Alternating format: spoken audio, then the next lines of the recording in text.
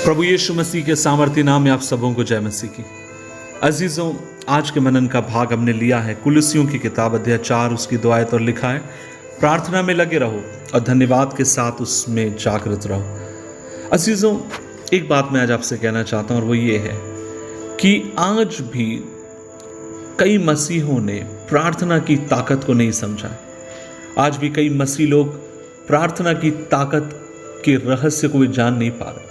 और मैं आपसे कहना चाहता हूं कि परमेश्वर से जब आप और मैं प्रार्थना करते हैं, जब आप और मैं उसके संग समय बिताते हैं, सच कहूं परमेश्वर आपको मुझे अपनी अद्वितीय ताकत से भरता है। अब तक हमने प्रार्थना करना नहीं सीखा है, अब तक हम उस ताकत के बारे में या उस सामर्थ्य के बारे में नहीं जान पाए जो आपको मुझे प्रार्थना से मिलती है। इसलिए मैं आपसे कहना चाहता हूं, एक विश्वासी होने के नाते आपको मुझे जो चीज सीखने की जरूरत और बढ़ने की जरूरत है जिसमें, और वह है परमेश्वर से निरंतर प्रार्थना में।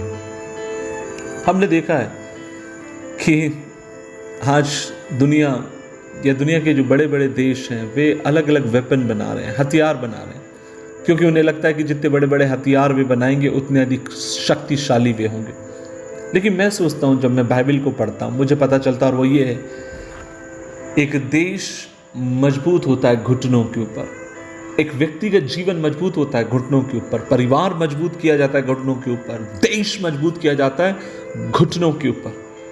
और जब आप और मैं अपने घुटनों पर होते हैं, परमेश्वर आपकी मेरी प्रार्थनाओं को सुनकर आपको मुझे हथियार के रूप में इस्तेमाल करता है। इसलिए आज सुबह के समय मेरी प्रभु से प्रार्थना और वो ये है कि आइए आप और मैं उस प्रार्थना की ताकत को समझें, उस प्रार्थना के रहस्य को जानें जिसके द्वारा परमेश्वर अद्वितीय काम करता है। किसी परमेश्वर के भक्त ने इस प्रकार से कहा, प्रार्थना में हम उस हाथ को हिलाते हैं या प्रार्थना में हम उस हाथ को चलाते हैं जो सारी दुनिया को चलाता है। हाँ मेरे भाई, हाँ मेरी बहन, आपके मेरे जीवन की समस्याओं का समाधान प्रार्थना के द्वारा परमेश्वर आपके ऊपर, मेरे ऊपर परमेश्वर प्रकट करना चाहते हैं। और परमेश्वर चाहते हैं कि आप और मैं प्रार्थना में उसको ढूंढे, आप और मैं इबादत में उसको ढूंढे, आप और मैं एक ऐसी प्रार्थना करने वाले व्यक्ति बन जाए जो बिना थके, बिना हारे, लगातार परमेश्वर से मांगने वाले लोग हों। मैं हमेशा इस बात को कहता हूं कि प्रभु यीशु मसीह के बाद अगर मेरे जीवन के ऊपर सबसे अधिक प्रभाव किसी ने छोड़ा वो था मेरे माँ का, जो प्रार्थना करने वाली एक महिला थी, जो परमेश्वर के संग लगे रहने वाली एक महिला थी।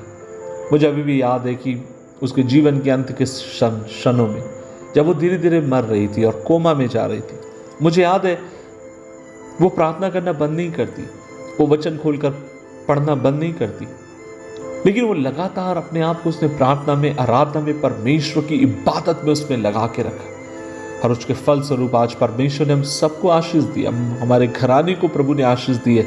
मैं आपसे यही कहना चाहता हूँ, मेरी माँ, मेरे भाई, मेरी बहन, प्रार्थना में हिम्मत मत हार, प्रार्थना में थकना नहीं, क्योंकि जब तू और अपने परमेश्वर के सामने अपने हाथों को फैलाए, जब तू अपने परमेश्वर के सामने दुआ करे, प्रार्थना करे, स्वर्ग का परमेश्वर तेरी प्रार्थनाओं को सुनकर हाँ और आमीन में उत्तर देने वाला खुदा प्रभु प्रार्थनाओं को सुनता है। दुआ करें। प्रभु जी, हम धन्यवाद देते हैं इस दिन के लिए, और हम धन्यवाद देते हैं कि हम एक ऐसे खुदा की सेवा करते हैं जो हमारी प्रार्थनाओं को सुनता है और हमारी विनती और निवेदनों के ऊपर कान लगाता है। होने दे प्रभु जी, इस बात पर और अधिक हम विश्वास रखें और अडिग रहें और तेरे नाम से आगे की तरफ बढ़ते जाएं। यीशु मसीह के नाम से मांगते हैं, आमीन, आमीन, आमीन।